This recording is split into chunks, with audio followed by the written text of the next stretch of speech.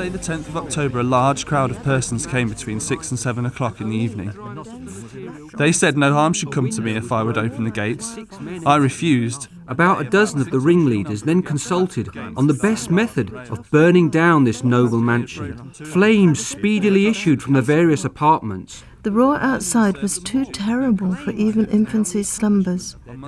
Presently, someone lifted me up and, throwing a shawl over me, held me at the window. I can never forget that sight. In conversation afterwards, the Home Secretary, Lord Melbourne, told me he had very bad news from Nottinghamshire, that Nottingham was in a shocking state, that the rioters had set fire to Nottingham Castle. I hope that is not true. I'd now like to simply illustrate the need and the potential of the project by drawing your attention to some of the museum objects. The first are some fragments of stamped gilded leather panels. The label says that these fragments were taken from the walls during the riot, but the obvious thing to do would be to digitally recreate the whole of the wall these fragments were from.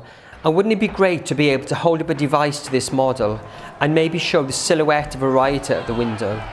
And then the wall disappears and we see the room full of the mob tearing down the leather, collecting wood to burn, dragging in the tapestries cut from the next room, climbing up stacked furniture, climbing to the chandeliers to break down and use as weapons.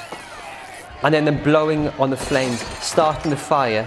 The fire builds to a climax and the rioters flee. Initial testing of the technology has been very positive and informative. Hot Knife have augmented digital characters onto a real-world model.